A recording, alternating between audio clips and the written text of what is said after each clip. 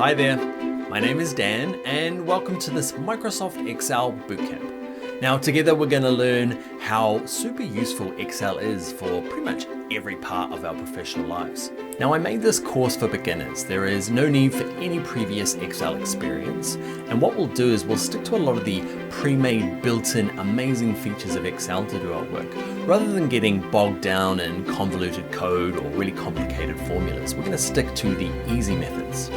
This training course is project-based. We'll start with a simple company branded invoice that calculates both totals and the tax. We'll take a really big, ugly, messy spreadsheet and clean it up using Excel's amazing features. And with this new tidy spreadsheet, you'll learn how easy pivot tables can turn long, hard to understand information into simple tables and beautiful graphs.